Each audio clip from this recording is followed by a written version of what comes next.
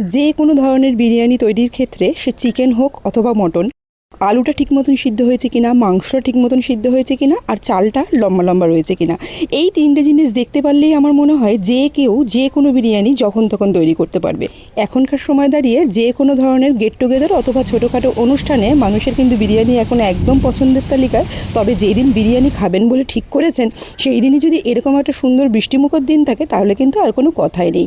সোজা চলে যাচ্ছি ম্যারিনেশনে। যেহেতু মেনুতে চিকেন বিরিয়ানি ছিল তাই এখানে চিকেনের পরিমাণ রয়েছে প্রায় 1.5 কেজি মতন। আর এই 1.5 কেজি মাংস ম্যারিনেশনের জন্য 2 চামচ মতন, বড় চামচের যে টেবিল চামচ হয় সেই টেবিল চামচের মাপে বলছি, 2 চামচ মতন আদা বাটা, 2 চামচ রসুন বাটা আর 3 চামচ পেঁয়াজ বাটা, সেই সাথে 1 চামচ কাঁচা লঙ্কা বাটা দিয়ে খুব ভালো করে মাংসটাকে ম্যারিনেট করে রেখে দিয়েছিলাম। আর সেই সাথে এখানে বিরিয়ানি মশলা দেওয়া হয়েছে প্রায় 2 চামচ মতন, আর ফেটিয়ে রাখা যে টক দইটা সেটা দিয়ে দেওয়া হলো। আর এই ফেটিয়ে রাখা টক দইটার মধ্যে কিন্তু একটু সামান্য মিষ্টি দেওয়া ছিল যাতে স্বাদের ব্যালেন্সটা ঠিকঠাক মতন হয়, সেই সাথে রঙটা যাতে একটু ভালো হয় ওই জন্য একটু কাশ্মীরি লঙ্কার গুঁড়ো 1 চামচ মতন দিয়ে খুব সুন্দর করে মাংসটাকে ম্যারিনেট করে রাখা ছিল প্রায় ঘন্টা 2 মতন।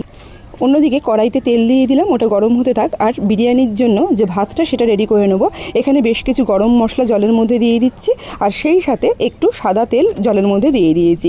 এরপর ধুয়ে রাখা প্রায় 1.5 কেজি মতন চাল এর মধ্যে দিয়ে ভাতটাকে প্রায় 80% মতন তৈরি করে নেব। আমি যেহেতু এখানে কাচ্চি বিরিয়ানি করছি না, ভাত আমি এখানে প্রায় 80% মতন তৈরি করে নিয়েছি, বাদবাকি 20% কিন্তু দমে হয়ে যাবে। এখানে ভাতটা হতে থাক, অন্যদিকে আমি পেঁয়াজের যে বেরেস্তাটা আছে সেটাকে আমি রেডি করে নেব। আর পেঁয়াজের বেরেস্তার জন্য আমি কিন্তু সর্ষের তেল ব্যবহার করেছি। সর্ষের তেলের মধ্যে আমি পেঁয়াজের বেরেস্তাটা একদম মচমচে করে ভেজে নেব।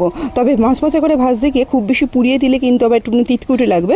মোটামুটি পেঁয়াজের রঙটা সোনালি থেকে বাদামির দিকে যাওয়ার ঠিক আগের মুহূর্তে কিন্তু এটাকে তেল থেকে তুলে নিতে হবে, তাহলে বেশ সুন্দর মচমচেও হবে, আবার একটু পুড়েও যাবে না। আর ওই তেলের মধ্যেই বেশ কিছু আলু আমি এখানে সিদ্ধ করে রেখে দিয়েছি, সেই সিদ্ধ করা আলুগুলোকেও একটু হালকা করে ভেজে নেব, তাতে বেশ বিরিয়ানির মধ্যে আলুগুলো দেখতে ভালো লাগবে আর খেতেও কিন্তু বেশ টেস্ট লাগবে। আর বাদবাকি সমস্ত যে কাজগুলো পেঁয়াজ বেরেস্তার তেলে করলে কিন্তু বিরিয়ানির টেস্টটা সবথেকে বেশি ভালো হয়। এখানে আলুগুলোকেও তুলে নিলাম, আর ওই তেলের মধ্যেই আমি এখানে দিয়ে দেবো যে আগে থেকে ম্যারিনেট করে রাখা মাংসটা, সেই মাংসটাকে এখানে আমি এবার তৈরি করে নেব। মোটামুটি মাংসটাও আমি এখানে প্রায় 80% থেকে 90% মতন তৈরি করে নিয়েছি। মাংসটা রেডি করার ক্ষেত্রে প্রায় 90% মতন তৈরি করে নিলে কিন্তু বিরিয়ানির ভেতরে যখন নাকি দমে পড়ে তখন খুব পরিমাণে চিকেনটা সফট হয়। ওইদিকে চিকেনটা হতে থাক, অন্যদিকে বিরিয়ানি যে দুধটা লাগবে সেটাকে রেডি করে নিচ্ছি। 200 গ্রাম মতন দুধের মধ্যে 2 চামচ কেওড়া জল, 2 চামচ গোলাপ জল, 2-3 ফোঁটা মিঠা আতর আর অল্প একটু কেশরি রং দিয়ে এটাকে গুলিয়ে সাইডে রেখে দিলাম। আর অন্যদিকে কিন্তু চিকেনটাও আমার প্রায় রেডি হয়ে গেছে। চিকেনটাকে নামিয়ে নিয়ে এরপর বিরিয়ানির যে লেয়ারটা সেটা তৈরি করে নিলে কিন্তু বিরিয়ানি প্রায় অর্ধেকের বেশি কাজে কিন্তু হয়ে যাবে। আর লেয়ারিংয়ের ক্ষেত্রে এটা তো একদম পছন্দসই, যেরকমভাবে ইচ্ছা করা যায়। 2-3টে লেয়ার, আমরা এখানে 3খানা লেয়ার দিয়েছিলাম। মোটামুটি 1.5 কেজি চালের বিরিয়ানি 3খানা লেয়ারেই কিন্তু যথেষ্ট। ওপরের লেয়ারে কোনো কিছু না দিয়ে মোটামুটি 3টে লেয়ারের মধ্যেই কিন্তু কমপ্লিট হয়ে যায় আলু মাংস দিয়ে। যেহেতু চিকেন বিরিয়ানির সাথে আমাদের আলাদাভাবে অন্যরকম ডিশ ছিল, ওই জন্য আমরা আর চিকেন বিরিয়ানিতে ডিম ব্যবহার করিনি। তবে চিকেন বিরিয়ানিতে ডিম ব্যবহার করলে কিন্তু খেতে বেশ ভালোই লাগে, তবে সেক্ষেত্রে খুব বেশি রিচ হয়ে যেত বলে আমরা এটাকে অ্যাভয়েড করেছি।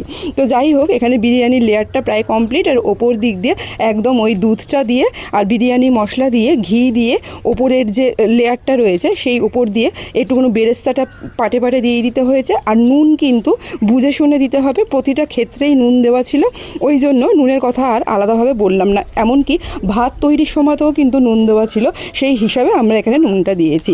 এরপর ব্যাস পুরোপুরি খুব ভালো করে মুখটাকে বন্ধ করে দমে দিয়ে দিয়েছিলাম প্রায় 40 থেকে 50 মিনিটের জন্য। মোটামুটি 45 মিনিট মতন দমে ছিল। তারপরে এটাকে ওই অবস্থাতেই রেখে দিয়েছিলাম মোটামুটি আরও প্রায় 15 থেকে 20 মিনিটের মতন। তারপরে কিন্তু এটাকে খুলেছিলাম, আর তাতে কিন্তু দমটা দুর্দান্ত হয়েছিল। আর ভেতরে আলু মাংস সব কিছু সুন্দর সুসিদ্ধ হয়েছিল, আর চালগুলোও কিন্তু ভেঙে যায়নি। তো এই ছিল আজকের রেসিপি আর ভিডিও। যদি ভালো লেগে থাকে অবশ্যই লাইক কমেন্ট শেয়ার করে একটু পাশে থাকবেন। রেসিপিটা ফেসবুক পেজ থেকে যদি দেখে থাকেন পেজটা একটু ফলো করে নেবার অনুরোধ রইল, আর যদি ইউটিউব চ্যানেল থেকে দেখে থাকেন তাহলে চ্যানেলটা একটু সাবস্ক্রাইব করে নেবার অনুরোধ রইল। দেখা হচ্ছে পরের কোনো ভিডিও নিয়ে, পরের কোনো রেসিপিতে। ধন্যবাদ।